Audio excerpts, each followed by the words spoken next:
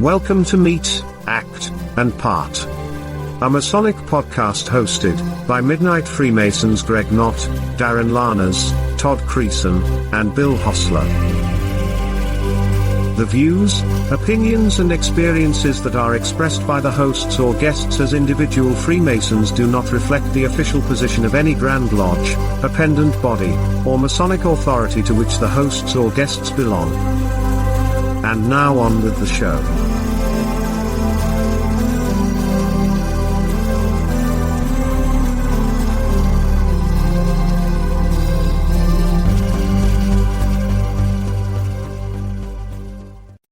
Everybody, and welcome to another exciting episode of Meet, Act, and Part.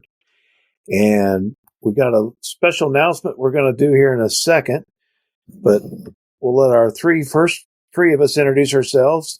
And we're going to add a new voice here tonight. But anyway, I'm one of your co-hosts, Greg Knott. And I'm Bill Hostler. And I'm Darin Larners. And officially joining us, he's been a guest multiple times.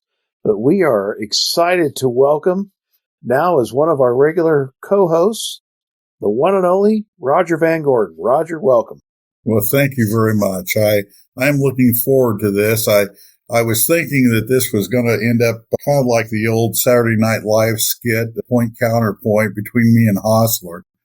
And Shame, you ignorant. You ignorant slut. But anyway, let them crash. So we'll see how this goes. I don't know if I'm going to be Sheena or who, but we'll see how this goes. Well, we're excited to have you. You bring a very unique perspective to the show that, as time goes on, we'll get into more and more and tap your knowledge, and hopefully even some of your contacts. We'll get them as guests over time. But I mean, you've listened to us. You've been on here, and he comes on anyway. Yeah, exactly. We're a laid back group, and you're a fellow Midwesterner, even though maybe you're from the wrong I-state, but nonetheless, we won't hold that against you. So I think he's run the right one. So, well, anyway, what we thought we'd do is we're going to talk about Scottish Rite tonight. Roger is a member of Supreme Council he's an active, and we're just going to talk about some of the things they've got going. And then maybe just see where it kind of branches off into. We were kind of talking in the pregame about some of the programs they've got. I know one of the things I downloaded, I bought the new book that they had published, talking about the most recent round of surveys they had done on some of their marketing. It was a good book, and the money for that goes actually to one of the charity funds I saw. So to me, it was worth $10. But how do you've been on for about 8 months or a year. Yeah, it's been about that. Yeah. But, other things aside, what are you seeing, when we look forward, because that's what we're going to focus this conversation on, looking forward. What do you see coming down the pipeline, or what's kind of your initial assessment of your time there on the council? Okay. I think that some things I'm seeing, I think are very positive. One is that, and we've all done this, the Grand Lodges have done this, where they'd throw out program after program after program. And I think that what's going on with the Supreme Council now, the Northern Masonic jurisdiction, is that you're going to see them pare down to programs that actually have they've demonstrated some success. With that being said, there are two programs that they're going to come out with, which I am very hopeful for. And that is that, and this was something I kind of observed at the Grand Masters Conference back in February. I think that we're all starting to gel and realize that this is about some things that are fundamental. So the NMJ is launching currently a program called Lodge Ambassadors. Oh. And matter of fact, Bob Siebold, who is the assistant membership director services, he's coming out here to Indianapolis, and we're going to kick it off in the valleys of Indianapolis and the valleys of George Rogers Clark We'll be kicking it off soon, Valley of Evansville.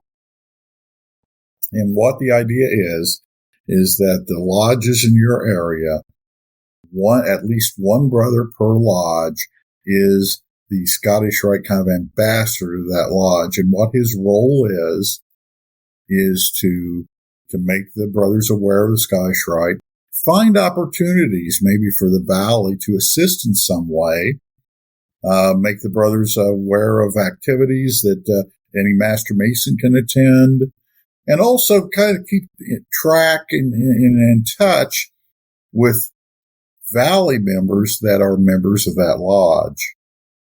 So I think this thing has a good opportunity to do some fundamental work. The mission statement for the Northern jurisdiction is we will strive to fulfill our Masonic obligations to care for our members. And I think that this Lodge Ambassador program could evolve to do some of that, to have a brother in the lodge that shows the benefit of Scottish Rite membership, helps the lodge possibly if the lodge needs some help with different things, possibly lectures or just some advice or such. The Almoner's Fund, if there's a brother in distress in the lodge, those kind of things. So I think that's fundamental that the Scottish Rite needs to be visible at the local lodge. Now, back in the day, Indianapolis Valley had a membership committee, and they were pretty aggressive with selling Scottish Rite. We used to make jokes about a Master Mason degree, a certain portion of the Master Mason degree. There was the brother from the Scottish Rite reaching around and handing a petition to the candidates. And so in Indiana, we have a rule about soliciting petitions for appendant bodies on the day that a brother's raised because of that. And then some of that fell by the wayside, and then the Valley of Indianapolis and several other valleys just kind of fell by the wayside with having this outreach to local lodges. So I think this is good in that the approach is not a hard sell. This guy is not there that as soon as that guy gets as being taught how to wear an apron, he's making a circle around. You're not handing him a Scottish Rite petition. So I think that's positive. The other thing that they're putting the finishes on, and it should be released possibly later this year, is called a Rite Guide program, and it is a mentoring program. And the purpose of it is that to see that a brother feels welcome, to see that he understands the Scottish Rite, helping find an opportunity perhaps to participate, but to do the things that we should be doing in order to pique a brother's interest, as well as making him feel that he is a brother, that he is part of this now. And I think that's where we've all dropped the ball. I don't care if it's Lodge, York Rite, Scottish Rite, whatever. I think that one of the things that has slipped by us for some time now has been this mentoring. I know that the example I use in Indiana, we used to have to learn the whole catechism and even at a time do it in front of a group or do it in front of the lodge. And then around 2000, we just stripped it down to just the basics, signs, scripts, words, token. And we left the rest of it up to the lodge to decide. And we offered a mentor program, but we didn't insist on it. And I think that we lost mentoring, through 2000 to today, that now we have our Grand Lodge coming up soon, and there's some legislation in there to strengthen it. And I've heard from other Grand Lodges that did somewhat similar, and many of them are trying to return back to some kind of memorization or some type of understanding. And I think a lot of it's because we all lost mentoring. So I find it interesting that after, some many odd years, we're getting back to where we realize that it's the fundamentals. If we work on the fundamentals, maybe we'll see the changes that many of us want to see. So those are the big things coming out of Scottish Rite that I'm excited about. So those sound good. I mean, they're, like you say, they're fundamental. Because you join Scottish Rite, you go to the reunion. It's usually a great experience because, generally, in the valleys, at least the Valley of Danville, where Darin and I are, the degrees are well put on, and you leave with a good feeling. And then you just kind of, you wait 6 months till the next one. Well, 2/3 of them, you don't see them again because I think they do fall through the cracks. They don't know where to get involved in, Yeah. And so I think the idea of mentoring would be a good idea. I'm glad to hear focusing on fundamental things. Yeah. The one thing Scottish Rite can do is they can bring economy to scaled ideas. Since they're in 15 states, that some of us smaller entities can't do. And so I think there's an opportunity for Scottish Rite to lead in these areas. No, I think so too. One of the things that I think we forget, especially as you get more involved and get involved in Scottish Rite is so different than Lodge. And I think that we forget that at times. And I mean, just in structure, the degrees, how they're done, things like this. A man can join the York Rite, especially chapter council, especially the early degrees. The early degrees in chapter, Mark Master, Past Master, Most Excellent Master. I mean, it's the same lodge and officer names, right? I mean, it is so close to Lodge that you can join a York Rite body and you can see the progression from Lodge. Whereas you join Scottish Rite and it's a completely different structure, completely different animal. You sit there and you're wondering about, when's the obligation for this degree, right? Well, what's the secret signs and all this for this degree? And because a lot of those are lost in how Scottish Rite operates and how degrees are conferred, that it's confusing to a brother, especially brother maybe he's been a member for several years and hasn't joined an appendant body, and the appendant body he joins is Scottish Rite, and it's just totally different. And I think that's where you need the mentoring to make those explanations. So what will be, or how will we gauge success in that kind of program? Well, with the right guide, I think it's because it's focused on membership retention to make brothers appreciate, to pique their interest, to keep them involved. And that's probably going to be a look at 5 years from now to see if you're starting to see an improvement in retention numbers over that time. Because often if a brother does lose interest, he'll lose interest easily in the first 5 years. And we see this in Lodge a lot, that if he can make it past his 5th year, there's a good chance he'll keep his membership for quite a while. And another thing, this was, I think I talked to you about last time, that from the Masonic Renewal Committee standpoint, that we've got some data to show that if a brother joins an appendant body, just any appendant body, and takes an interest, chances are he'll stay a Mason the rest of his life. And so I think the appendant bodies do have an importance to play in Masonic retention. And I'm hopeful that this Right Guide program will also over time improve not only the retention of members, but also the participation. The thing I like about the Lodge Ambassador program is here's an opportunity for a brother to participate in the Scottish Rite, to make a difference, and not have to be an officer. And maybe that's what he doesn't want to do.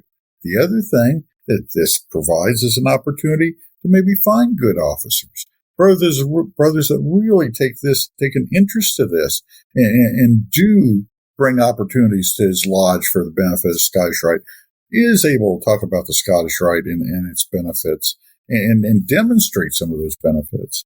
So I think that both these programs, again, over time, will prove to be very valuable, and maybe even more valuable than some of the other programs that we've had in the past, or possibly even current programs we have. So that's why I'm excited about them. Will the Thursday night at the Rite continue? Yes, I think it will. Because, again, that's an opportunity for a brother to participate in Scottish Rite.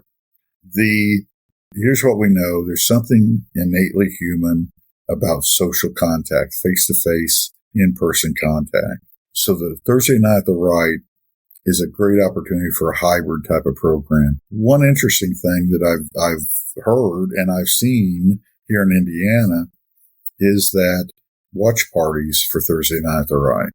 There's been several times. I know on the west side of Indianapolis, there's one lodge has several guys that belong to Scottish Rite, and they'll have a watch party during the Thursday Night at the Rite season.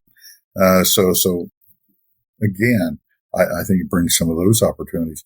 And something that I don't hear, but you would think that a lot of the valleys would organize a watch party, right? That's an opportunity to get, some little light snacks or whatever and have 20, 30 or whatever guys to come and do a watch party at the valley. But that hasn't seemed to caught on yet. And I would have thought that would have been. And yeah, I would have too. Yeah. I know in Valley of Danville, we haven't. Of course, Do you? We have not done that. Okay. Our territory is geographically is huge. It's probably almost 200 miles top to bottom. So, wow. I guess it'd be a challenge. But anyway, let me pass it over to Darin. Go ahead, Darin, for any pick on our new host questions. I'm more curious about the fate of the Pathfinder program, because I'll be honest, Roger, it's something that when it came out, it was kind of a head scratcher to me. Now, let me ask you a question, because I've not done it. Have you attempted it, Darin? I guess yes and no, because I got the book, I opened it up and there are different milestones or things, Sure. activities that you can do. But again, quite frankly, it almost seemed like if you were, I understand the purpose is to try to, guide members into, participation in their valleys, essentially. And so I understand the purpose, but I think that it was launched with and not very well explained. And by the time, they got around to where they were having valleys roll out with ambassadors or whatever to kind of explain the program. And a good friend of ours, Chris Hathaway, I think is the ambassador, at least at Valley Danville for the program, that, by that time I was kind of lost with it. It was one of those things that, again, I don't think the rollout was very well coordinated, and it just didn't, I don't know, to me, didn't seem to make me want to participate in the program. And I'm speaking just from an individual point of view, that's my 2 cents on it, Roger. So I'm just curious if they're going to revamp that or what the plans for that program are. Well, I think that there's because I'm on the committee that one of the committees I'm on is a committee that works the Pathfinder program. I'm on a programming committee, and Pathfinder is one of the areas, and we have discussed it. I think that one of the concerns, and that's why I wanted to see if you did it, because I need to do it. Because I haven't. I need to do it so I better understand, I guess, the pitfalls, the difficulties, because it doesn't have the success rate. By that, I mean the completion percentage that I would have thought, just by the general idea of it, that it would have. If you do it online, you can see where people kind of drop off. And it seems like there's several brothers, many brothers have started, but the more they go to a certain point, it kind of becomes a drop off at the ledge. And if they go past that point, there's a good chance they'll finish the program. And so I need to do the program myself so I can sit there and be able to give better critique of it, if that makes any sense. But it is a program that the NMJ believes has potential. I wouldn't be surprised you don't see some tweaking of it in the future, because I think that there's a concern, like I just expressed, that it seems like brothers get to a certain point and then just, that's it. And the number they're actually finishing at is the percent of those that start, I think is a bit less than what they expect. And then here's the next thing to this though, Darin. This whole program wasn't designed with an idea of Pathfinder being the end of it. There's supposed to be one or two more levels to come, that after a brother completes Pathfinder, it's like, okay, I'm done. Well, then there's going to be another program that he could work on to help him even further develop. And it gets more into some more of the personal development parts, taking from degrees, okay, as well as learning some more things about the Scottish Rite from just not administration, but the practices, history, things like this. But if the first one is having difficulties, it's kind of hard to bring out another program, right? If you're kind of stumbling along with the first one, then it makes it difficult to say, okay, for you handful of guys that have done this, here's your next level. So there's these kind of conversations going on. Where are we at with this? Is it where we want to be? Because I'll give you a perfect example.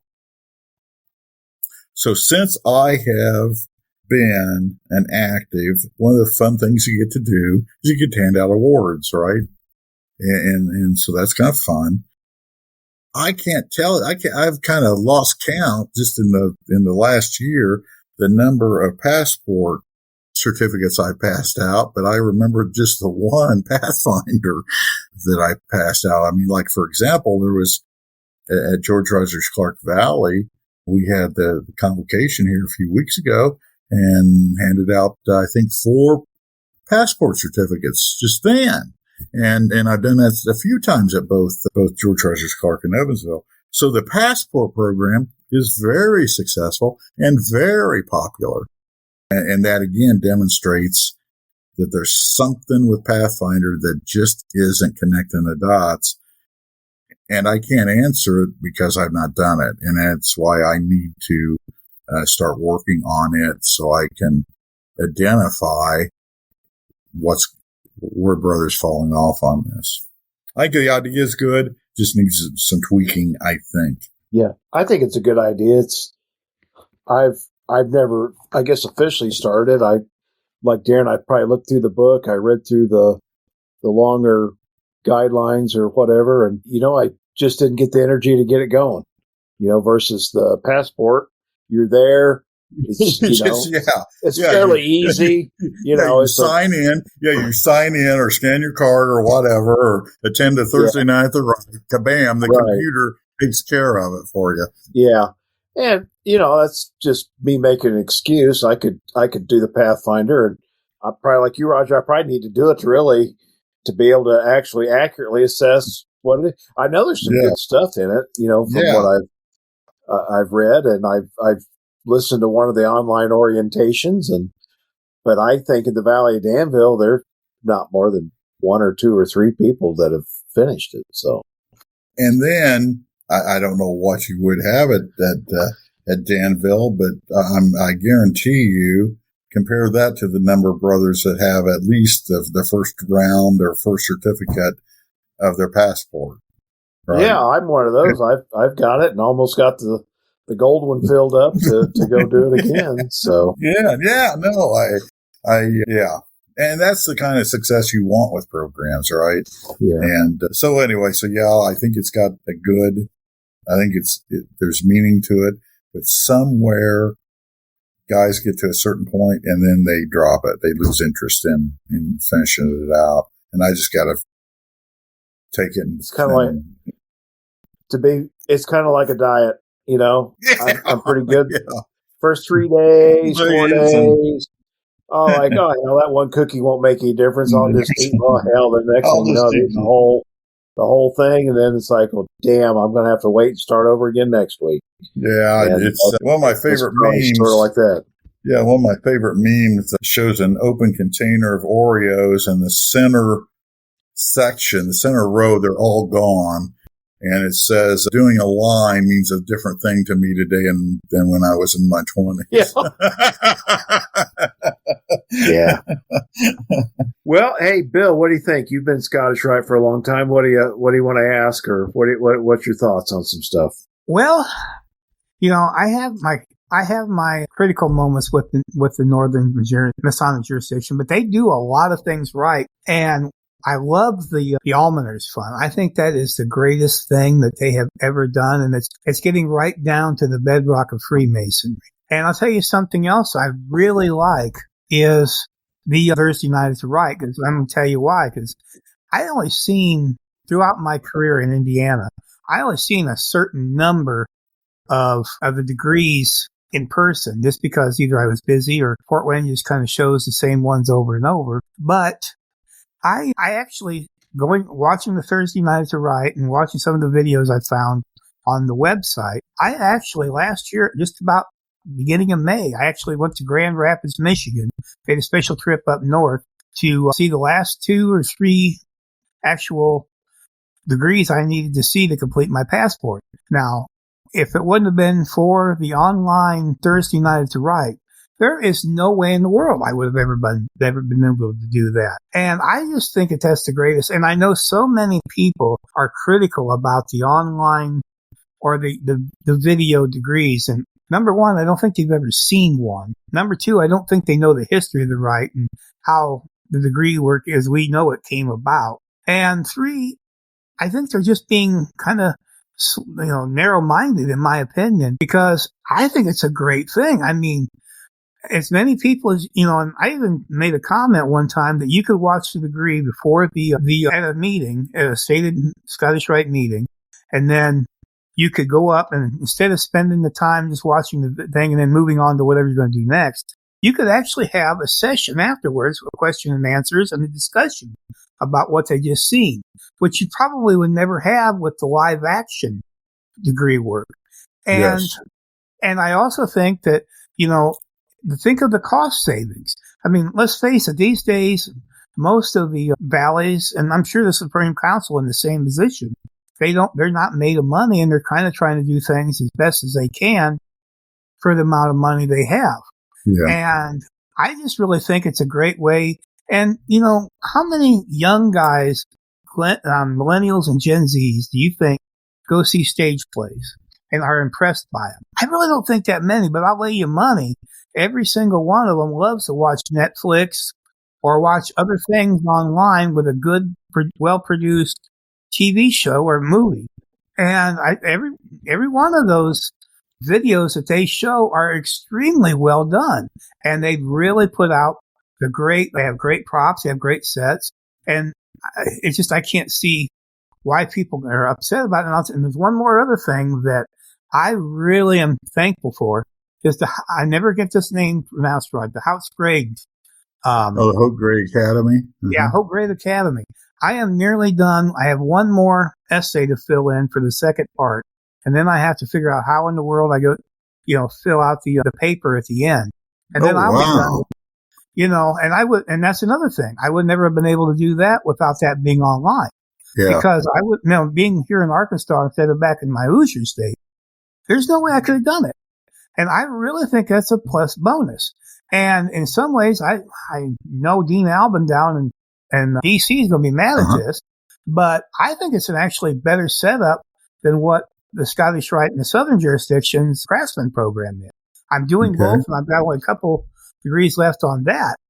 Mm-hmm. And I really like the way that one's, how it's Grad's set up versus that. And so, so I think the NMJ has got a good foundation to build on, and they just need to really work on some of the issues that I would have, and I'm sure I'm not the only one. But I really think that, they got a great start. I can't see anything but looking up for it. No, I think so too. And there's something you said, Bill, that I want to expand on. At one of the committee's meetings I attended, we know, and you'll see this in Linda's data, and it's addressed some in her recent work, that our members want education. Our members want to learn more. And so a conversation was had, and I'm going to follow up just to see where it goes. But after a Thursday Night the Rite, perhaps either, through chat or just some kind of a presentation to go a little bit into depth and present some ideas from the degree rather than just showing you the degree. Okay. I think it's a great idea. And why is that? Because our members are asking for it, right? I mean, we're asking for it. Sure. And so I think that could be a possibility. I think that just what you said, Bill, I honestly think that this Thursday Night the Rite could become a real important aspect of the Northern Masonic jurisdiction. Absolutely. And I hate to see it's the only show it part of the year because to be perfectly, I wouldn't be able to make every Thursday night, but there was, I loved that. I looked forward to those all week. But now I'm just going to say I'm going to be on the opposite end now. Well, I think part of the reason I'm not doing it a bunch is because just like a lot of things that you do a bunch, at some point in time, it would not be special, right? It would lose its specialness, I guess. And that makes sense. Now, the one thing I will say is, as to the Pathfinder, I when I first came out, I said, okay, this is interesting. And so I watched, I don't know how many of the orientations. And to this day, I cannot tell you what it's about. I think it's kind of like, trying to get a merit badge through the Boy Scouts. Because, you check out certain things that you have to do to fulfill that obligation to get that merit badge. I think it's like that, but I don't even know, and I don't think it was ever explained to me or it was explained in these things. What do you get at the end of it? I mean, is there a certificate? It's really nice. It's a really nice, yes, there is a certificate to it, and it's really very nice in its own little box or cover, kind of like diploma that you would get. And that's great. I mean, I just don't think that they really kind of illustrated to what, the carrot at the end of the stick is. And I think it's a great, and I don't think there's really much I can do down here. Yeah, I understand. But some of it is location driven. Right. And up north, though, I would totally be into trying it if I could figure it out. And I like the idea of this ambassador program. Yeah. That brother would be like a liaison between the Blue Lodge and the Valley. I mean, I really think that that's a great idea. And I thought that we used to have that years ago. I remember we had representatives. What happened, I don't know about Fort Wayne, what happened in Indianapolis was that it became a hard sell organization. At the end of it, there were like quotas. Your lodge is supposed to have X number of members that you should be bringing in petitions on. And many of the guys got really aggressive. And that's why we ended up with some of the rules we did at Grand Lodge. And then what happened, guys like me were like, I'm not interested in that. And so then you had guys leave the program. They didn't get replaced. Guys passed away.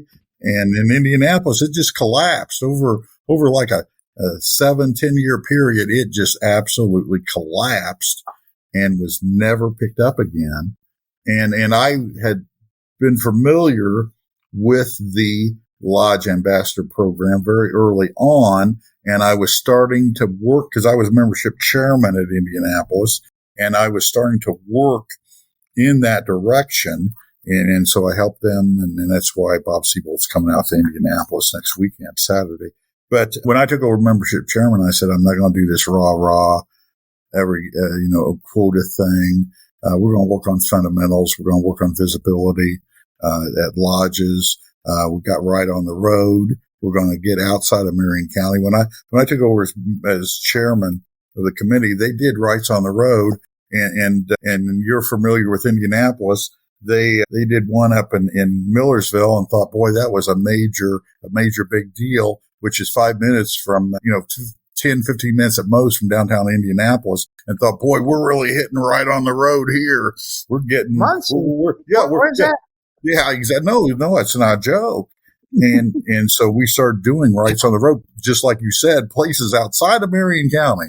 If we didn't count Marion County, you'd have to do right on the road.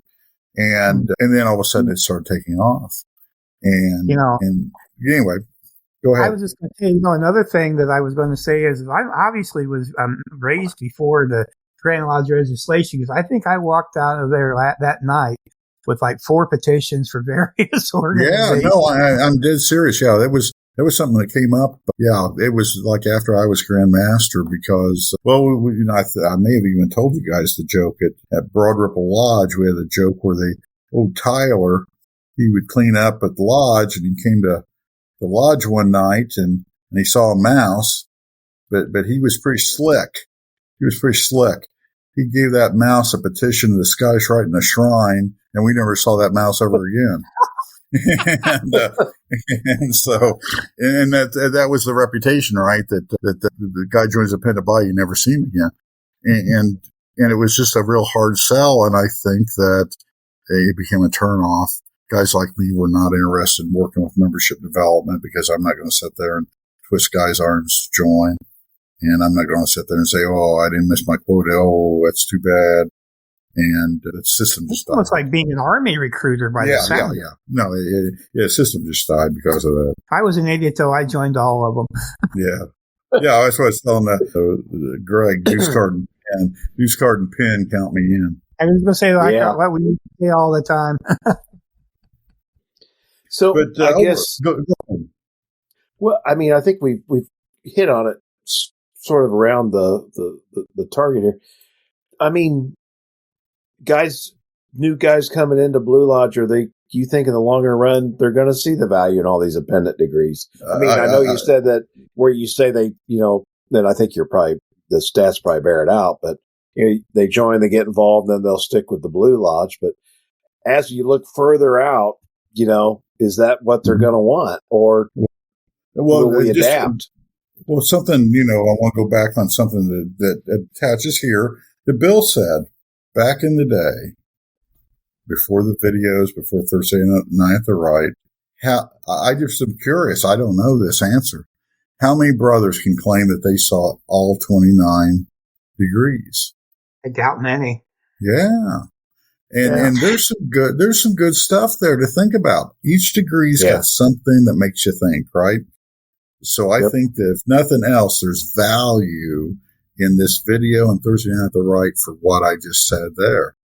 Now, to answer your question on appendant bodies, my friend Dwayne Vaught here in Indiana, Dwayne's a past Grand Master of Grand Lodge, but he's also past Grand Master of Grand Encampment, Knights Templar. Dwayne has this to say, and it's an interesting thought.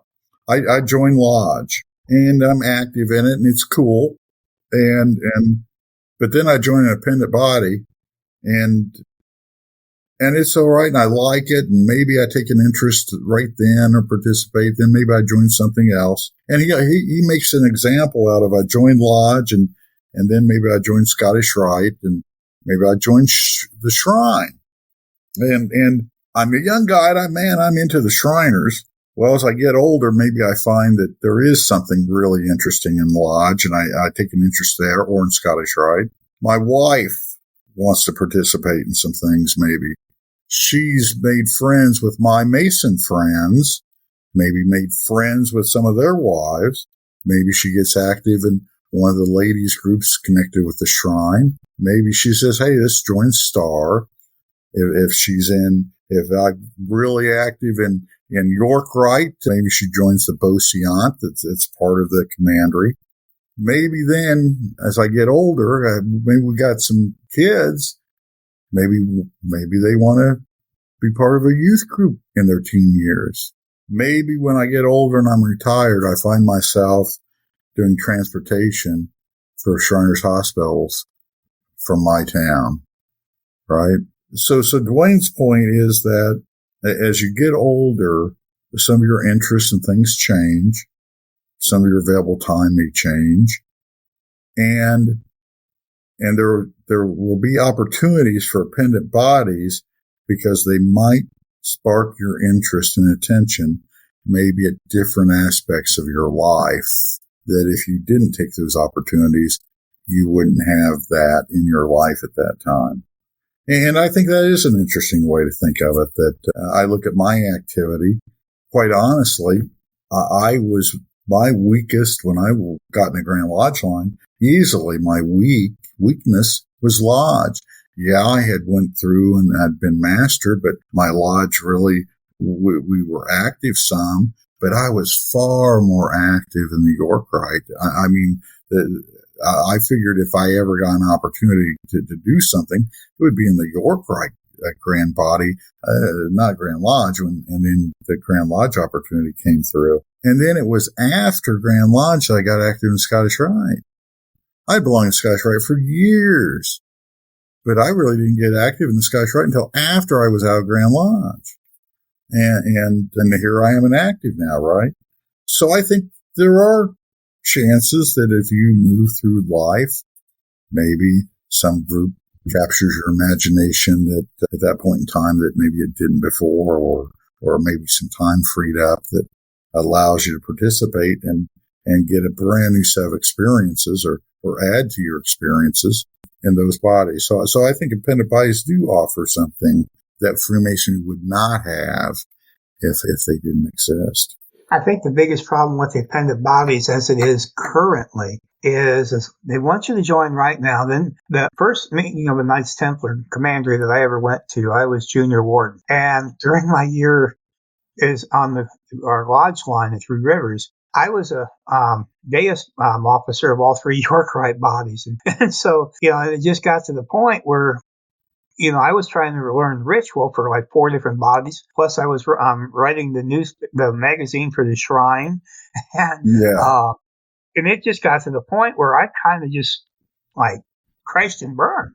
Yeah, and I never was able to really attend the Scottish Rite meeting in Fort Wayne because it was on the same night as my lodge meeting, and so I never really attended. But now once I got down here, I'm 10 miles away from the local Scottish Rite, and I attend that quite often. And I was really surprised about how much education there actually is involved. Yeah. And that's where, we tell the young guys, well, Blue Lodge, you got to do education. And then the old timers get, well, I've said for years, well, why don't you just have a night other than stated meeting to have your education, but maybe also possibly get them involved in the Scottish Rite. So if you want to, what is it? Down here they call it the University of Freemasonry. Yeah. Give them a opportunity to really expand their horizons. Besides besides just learning about, the local, I'm going to say the Blue Lodge, but they're going to learn a lot about Blue Lodge from the Scottish Rite also. Yeah. Yeah. I think one of the coolest thing about the appended bodies is all the other people you get to meet that you would not have met just, in Blue Lodge only. And I think they add a lot of value. The Thursday night at the Rite, I think, is amazing. I love it. So I think Bill's point too about so many things are going well with Scottish Rite because they do offer a lot of things. Every organization, we could all come up with a list of things they could probably do better, including our Blue Lodges. But hey, whatever. But I think the momentum's in the right direction. Even if you just look at it only from a number standpoint, you're going to be disappointed. But if you look at it from, I think there's more. Again, I've been in 15 years. I've not been in 50.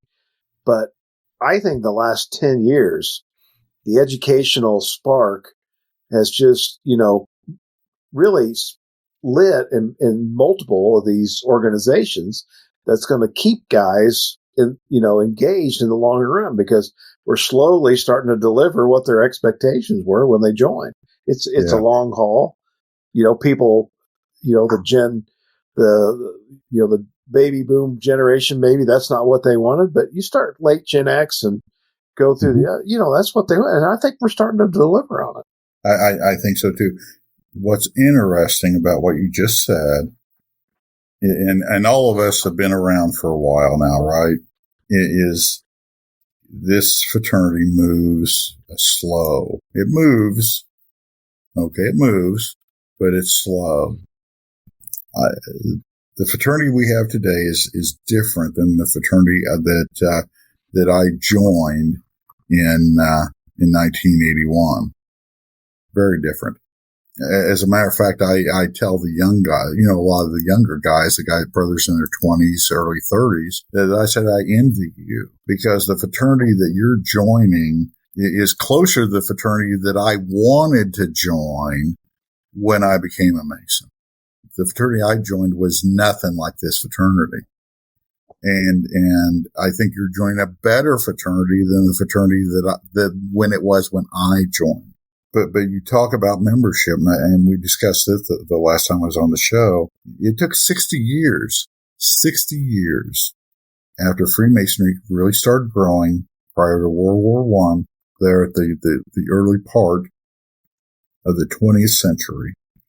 It took 60 years to get to 4 million Masons in the United States. It wasn't done in a 10-year period of time. The fraternity moves slowly, but it does move. And I think that what you're saying headed to as well, we are seeing a lot of changes and a lot of improvements, but we're going to have to be at 2030 and then turn around and look to really realize what all's happened, because things just move, which gives us the idea that Freemasonry never changes, because we look at a snapshot and you have to look across decades. I heard a radio commentator once said that history is you base history on the year you were born in your life. And so, I mean, that totally kind of fits in with that. Yeah. No, you're exactly right. And it's changed since 2002 when you were Grand Master and I was raised. No, in that amount of time. Well, you remember Bob Hancock as Grand Master. Oh, sure. Bob Hancock. We talk about it now that Bob instituted some things, and Bob was a little heavy-handed about it. In Indiana, we don't. Yes, he did. We don't do edicts in the Grand Lodge of Indiana. We don't do edicts. We refer to them as directives, and usually they're not even, I guess, pushed with the strength that maybe some Grand Lodges that have edicts, that use edicts, do. But Bob was pretty strong about it, and he gave out a lot of directives. The interesting thing about it is a matter of fact, I can't think of a thing that he really didn't insist on that today the Grand Lodge of Indiana doesn't do. Like he was ahead of his time, right? I mean, he was in some cases close to 20 years ahead of the rest of us. Because you're right, opening on EA, man, people went crazy about it. And here 15 years later, that was adopted overwhelmingly by the Grand Lodge to allow lodges to meet and do business on the EA and things like that. It was Bob. One year we hit the Grand Lodge a couple of days early for some business, with the Grand Lodge. We went to the pyramids over there in Indianapolis. Yes, north side of Indianapolis. Yep. Yeah. And we were sitting. We were allowed to go into the VIP room and sit. And Bob was in there, and he was at the bar, and he come over, started talking to us, and he asked. He said, "What's your big thing here?" We said, "Well, we're trying to get alcohol allowed to be served in the Fort Wayne Temple for wedding receptions and stuff." He said, "Well, you don't need to go through Grand Lodge. Just do the damn thing." Right. Well, he said they're not gonna kick out an entire lodge. He says, or do that. He said, cover that whole building. They need you too much. Just tell them to just do it. And I'm like, wow. Yeah, Bob was something else. No, he was a great rules, right? But no, alcohol, like use of alcohol, is another thing that it takes a while. But if you look backwards, you'll see that there's been a lot of changes in an organization which we claim never changes, right? Well, I mean, in Indiana, I don't know about Illinois or any other state, but at one point, you couldn't even be the janitor at a brewery and be a Mason. No, it was actually, if you worked for any alcohol manufacturer, distributor, just worked for them. You could not be a Freemason at one time in Indiana. Yeah. Let alone own a bar or something. Go ahead. Exactly. Well, Darin and I, we talked just by ourselves. about Grandmaster rolls in, they've got their year or two, how many ever long they're there, they've got their plan. My theme is, A, B, and C. Then it rolls. Supreme Council, those, I think they have an advantage that there's more continuity. Typically the Sovereign Grand Commander will serve, a 10-year period of time or whatever it is. And so that adds, at least on appearance sake, more, stability versus just the constant turnover. And so the opportunity there to do new things that you can sustain and change seems to be an advantage. And I just, it's frustrating for me sometimes to watch Grand Lodges across the country come in with their 1-year theme. And then, the next guy behind them's got a different theme. From a lodge perspective, we just kind of like, oh, okay. But, it's, you see what I'm saying? Yeah. Yeah. I think there's two things. I've got two thoughts on that. Back early in my time in the Grand Lodge of Indiana, and we're talking a long time ago. We're talking back in the latter 1990s. The brother that was the deputy for Indiana and my grand secretary, they got along well, but they had to have their little picks at one another. And one day, the brother that was deputy, both brothers have passed on to their reward now, but he says, boy, Max, you get one of your guys, Grand Master, he's a real pain in the butt, real jerk. We have to deal with his ego all year. And Max says, yeah, Bob, but you're absolutely right. You're absolutely right, Bob. I have to deal with it all the time. I'm Grand Secretary. He says, you know what? When we deal with one of your guys, it's a real pain in the rear end. We have to deal with him for 9 years. and so I understand what you're saying, Greg. I understand completely, but I'd rather deal, and it's unfortunate, you get a brother that is a good leader, good communicator, has all the right good interpersonal skill sets, is able to look ahead, and you just get him for 12 months. Yeah. But there's going to be a chance you got a guy that's kind of a pain. Well, you just have to deal with him for only 12 months. And that's true. And that's the thing about Scottish Rite is that, and it's like a lot of things. You think a guy is going to be this, and this, but the moment he gets the collar and the apron or whatever, that's when you really find out what he's like. Well, that's no lie. And, I remember the year after you left the Grand East. Yeah. There's a certain brother from Illinois who was originally from Illinois who upset the whole apple cart. Yeah. So anyway, go ahead. But I do understand your point, and I agree with it. And I don't know why. Part of the problem that I've got with this, and I think it's because of declining membership, and I need to go back and study, but I don't remember going back and reading old proceedings during some of the growth time that you had Grand Masters with programs. Grand Master would come in, and his deal was to guide the craft, govern, okay, but you don't see where Grand Masters, this is my motto for the year. You don't read this in the 1940s, 30s, 20s, or even 1800s proceedings, that my theme for the year is go out and get blah, blah, or, get every man a petition, or we got a program, we're going to call it Red Hot Lightning or whatever. You don't see that, except starting sometime during this time of declining membership. I don't know, maybe 70s, 80s. By the time I got in the Grand Lodge line, you had to have a theme. What were you going to do your year? I don't recall reading that kind of stuff in older proceedings. And I just wonder if it's an invention of the continual throw something against the wall, see what works, to change membership numbers. Well, everybody was so worried that Freemasonry was going to be dead in 10 years that you had to do something. Oh, yeah.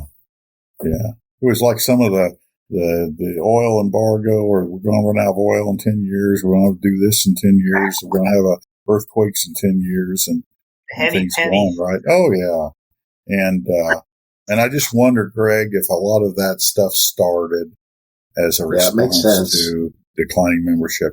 Like I said, if you get a chance, the George Washington Masonic National Memorial, go to their website. They've got a project called the Luna Project, and I think Illinois is there. Yeah, they are. What it is proceedings, all the old proceedings. My Grand Lodge has all of them there, and I think Illinois does too.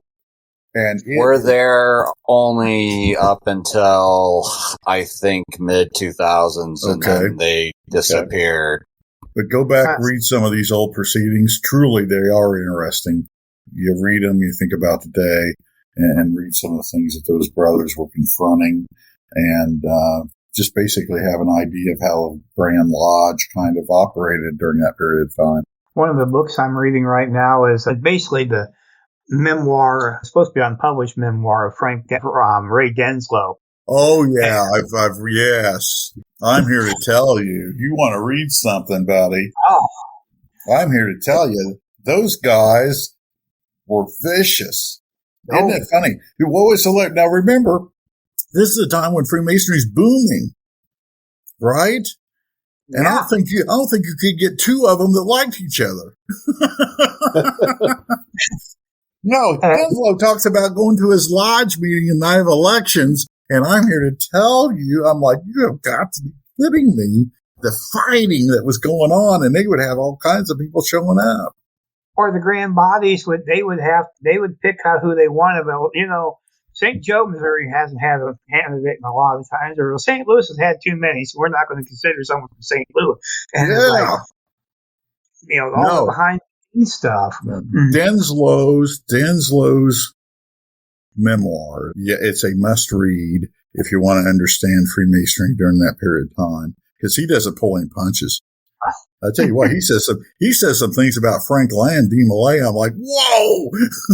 I know. Did I read that right? Where you talk about him riding around in a Rolls Royce? Yeah, supposedly they were claiming that old Frank was, he was kind of implying that Frank and the growth of D. Millay and the amount of pay he was making from D. Millay was a bit more than what Ray thought a guy ought to make, I think. Wow. I've thought about the more things change, the more they stay the same then. All those guys living out of Masonry, they collected salaries. And, no, it is. It was eye-opening.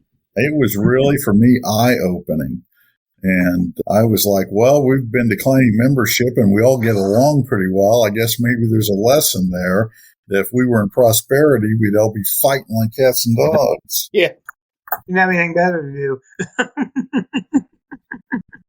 No, it's a 2-volume. Do you have both volumes of it? I'm reading it on Kindle right now. Oh, okay. I've got both volumes, but I can't read printed books any longer. So I have everything to read has to be on Kindle. Sure. Luckily, Grand Lodge of Missouri's Lodge of Research posted it up there. Like, thank goodness. Because I was I wanted to read that so bad. But it was really good. But I was just thinking about something we were talking about, people with petitions. It's just an anecdote that just came to my mind. After we moved to Texas, we were living in Dallas, and I transferred my shrine membership from Mizpah in Fort Wayne to Hella Shriners in Dallas. Okay. And Tammy and I decided to go do an event. So probably one of her first Masonic anythings. We went to a jalapeno eating day. Everything was jalapeno. Texas, of course. But anyway, they seen Tammy. None of these old ladies recognized her. So obviously she was fresh meat. Now, Tammy didn't know boo about anything Masonic at that point. And we did our thing and we left and we on our way almost to the car, and all of a sudden we hear this, hey, hang on a minute. And so we stopped and we turned around. There was this little old lady. And I know her husband, who's in his 80s, and she probably was dang near every bit of that, literally running across the parking lot. And she was jumping the parking stops. And she got up there and she ran to Tammy breathlessly and handed her a petition and said, we could use some more people in the Daughters of Denial. And Tammy's like, what the hell is that? I said, I'll explain to you on the way back home. That's funny. Real quick, back to Denslow's bio, or Denslow's memoirs. Steve Harrison. Yes. One of your Our buddies buddy from, Steve. I was about to tell And I you. Yeah, but he had the, I cannot believe that I can't remember this all of a sudden. Masonic Minute. Oh, yeah. Okay. Is that what you're thinking of? Masonic Minute? I think Steve was one of the editors, or was the editor of he was. Denslow's memoirs. Yeah, he was. Yeah. He was. And so anyway, that get a chance to get it. It's a must read. But no, I know what you're saying. I tell you what, when some of these, especially some of these lady groups, when they see a live one, you bring your wife and she doesn't belong to anything, you know she's going to get, somebody's going to try to hit her up to join Star or something, right? Oh yeah, it was totally hilarious. I've had other instances in a previous life where it was the opposite, where they drove the ladies away. But yeah, that was just so funny. And this little old lady, probably dang near 80, was literally running across, jumping like she's in the Olympics. That's funny. That's funny. But yeah, I think back on this thing on the Scottish Rite, I think what you're going to see is you're going to see the NMJ maybe pare some things down, focus on programs that are proving successful, get good at them, better at them, and then really hit the idea of the importance of visibility at lodges and the importance of mentoring new brothers and making them truly feel like they are really part of this and that they really are our brothers, and really focus on, does everything we do match the vision statement, the mission statement, the core values? Do every program we have, can it be tied to those things? And I truly think that that's going to be the stuff that makes the difference. I think so too. And constantly, maybe more news and communications from the Rite too. Like explain like the Pathfinder, where you get this beautiful certificate lapel pin. Oh well, crap! Why haven't I already started this? Yeah. And like I said, I need to do Pathfinder because there seems to be a cliff. Guys get to a certain point and then they drop. And that's the way I am with the Host thing. I'm through, right to I think level 1. I blew through it, and now all of a sudden I need to write papers, and now it's been 2 years later, and I just haven't got to it. No, me too. I blew through level 1. I told them, I said, you guys need to all think about a certificate or something from level 1 for us guys that got past that. Yeah, really. Like, oh man, this is now going to be work. Got through my freshman year, and that was it. So there's a point for that, because if you look up on my upper left of my wall, there is 2 of the completion for step 1 and step 2 of the Master Craftsman from the Southern jurisdiction. So they put out one for each level. So there might be something to that. Yeah. So what do you think, Darin? You've been awful quiet on this one. I'm just enjoying the conversation. Honestly, I'm, we talked about this, about my inactivity in Scottish Rite, and it's just I think for me at my point in where I'm Masonically and kind of things that I want to get done, milestones in the next year. I just really, I pay my dues, but usually when there is a reunion, it seems to be just timing wise off of a very busy time period with other bodies that I'm a part of, or lodges, degree work, all of that. So it's very difficult for me to have to go and ask, for more Masonic time, especially on a weekend, because that's kind of the holy time period where, my wife and I both have, that time together. So it's very difficult for me to really kind of talk about Scottish Rite just because I'm not very active in it currently. And, to Roger's point, maybe that may change at some point. I just, with everything else that unfortunately I'm a part of it, I have to prioritize, and Scottish Rite is one of those things that has become deprioritized for me currently. Well, we know you can't do it all. That's the thing. Yeah. It's just not possible. Yeah. So yeah, to the point, yeah, that's why I've been silent, just because I don't have, I'll say I like the idea of Thursday night at the Rite, but again, we've got our stated meeting for St. Joe first Thursday. So, I missed that one. And then it's just something that I will think about after the fact. There was one thing a few months ago, or a while back, I was thinking about that. When I was starting the VanGorden, and for some reason they took them down, but when I was going through the first section, they actually had many of the videos up in the resources section of VanGorden. And that's how I got through a lot of them and wrote my things, is I watched their video, and then I was able to watch it, because a lot of times I would never know. Yeah. But I wish that they had, and there's probably a reason why you haven't, because I'm sure it's from people's mind before, but maybe on the members section, there could be like a certain area where they could post those and people could watch them at their leisure, like Darin, who, he doesn't do anything at work, so he should probably do it while he's there, Hey now. Hey now. Shh. Quiet. Oh, that's right. We don't want the University of Illinois finding out. But anyway, have and maybe make a rule where you can only watch one every 2 months or something, so you don't just go through all of them, all 29 in a week. But I think that might be a good idea too. I mean, that would help some people. Well, why not go through all 29 in a week? I mean, you go in a weekend, you step in and you're 32nd degree Mason on the other side of it. Well, so, there is a point to that. What's the I honestly, I think that there's some truth to what you're saying, Bill, because I think that if that was made available to me, it would be a way for me to maybe get more invigorated or excited about Scottish Rite. It's helped me get more interested.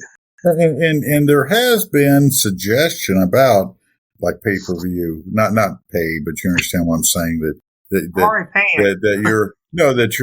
your credentials should go in on demand, view a degree on demand kind of thing, that you're able to go in with your account and view a degree on your own whenever you have available time.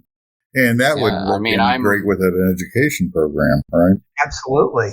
Right. And I'm only a few short of getting my first passport filled out. So that'd be, wonderful for me. And so I would believe I could get the gold passport. Yeah. So I believe that will happen. I just don't know. I don't know when, but I know that people's kicked it around that we should have an offer on demand, a way to deliver on demand. And still have the Thursday night as a Rite for you, because there's a lot of guys who used to chat and talk amongst themselves. But, Darin, when you said that, about going through in one day, I went through the Scottish Rite in one day.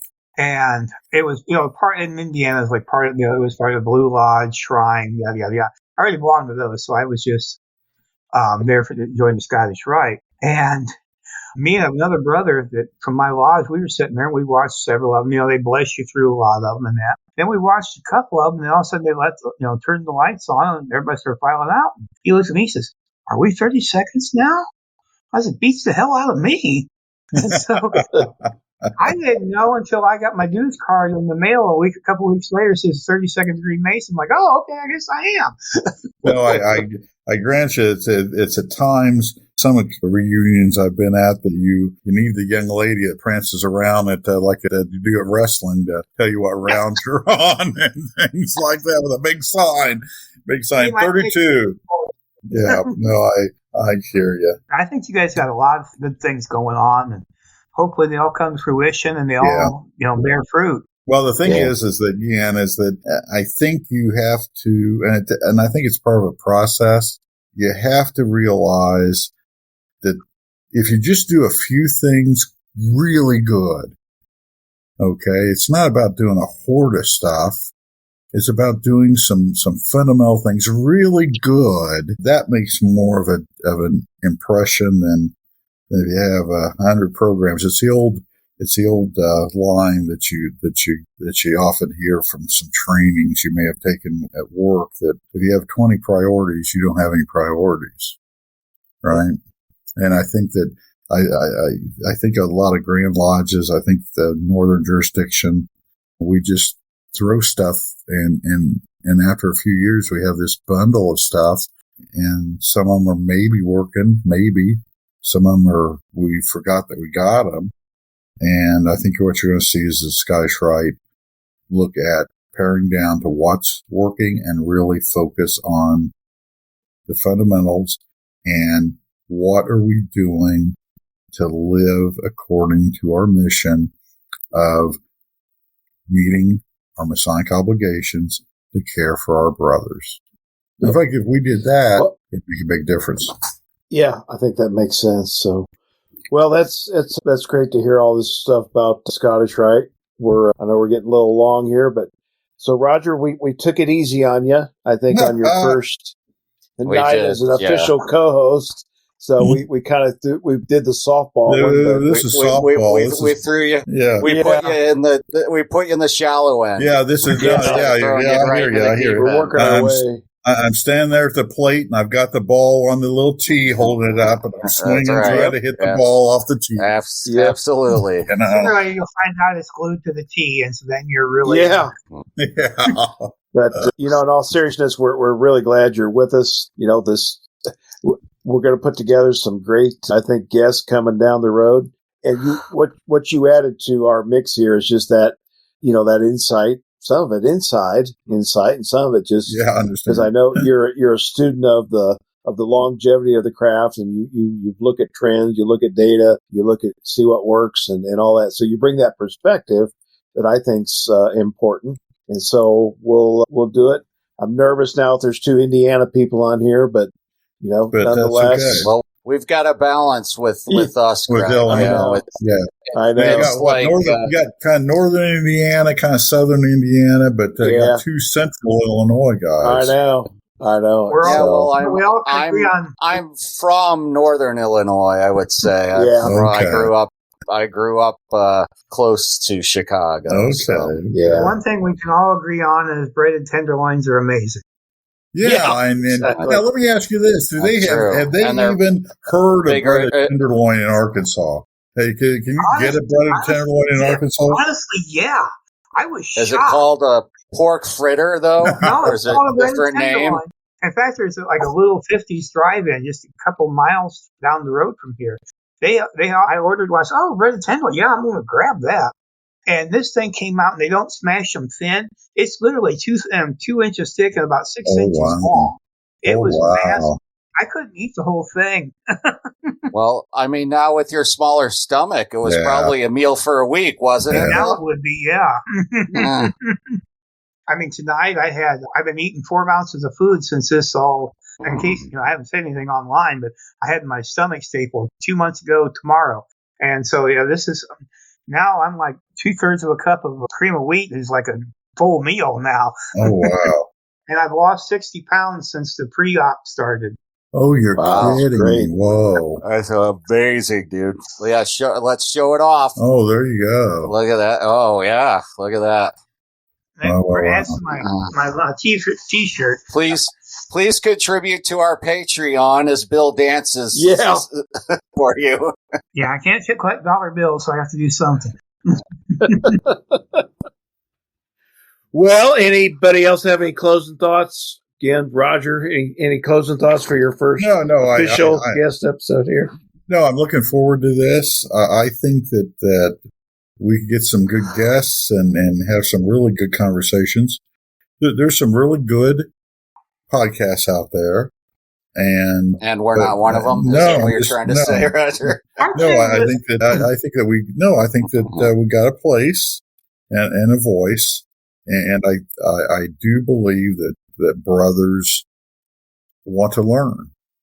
Yeah, and I think education. I think that the podcasts are proof that brothers want to learn more about the craft.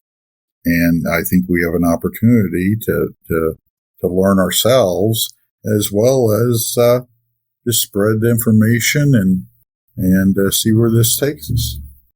Great. I agree. Well, we'll wrap it up with that. And again, Roger, welcome. We appreciate everybody tuning in. And we're grateful for the time that you do spend listening to us. And if you have any thoughts, we've got a Facebook page that Bill keeps up to date. You can send us a message through that. And if you've got an idea for a guest, or potentially you might want to be a guest if you have something that could contribute. Hey, there's a guest right there. There's a guest. I've got a guest in my home. And you know what? Actually, last night, Darin and I talked about, we'll sidetrack, we're going to do a podcast about our dogs. So that's one of them, and about pets, because I think it'd be fun. And what can those pets teach us about Freemasonry? So anyway, so stay tuned for that one. Somewhere down the road, we're going to do one of those. So anyway, well, we appreciate everybody tuning in. And until next time, have a great day. And thank you for listening to Meet, Act, and Part. Thank you for listening to Meet, Act, and Part. For more information about our show, visit our website at www.meetactandpart.com. While there, please consider supporting the show by sponsoring us on Patreon. Until we meet again, may we meet, act, and part.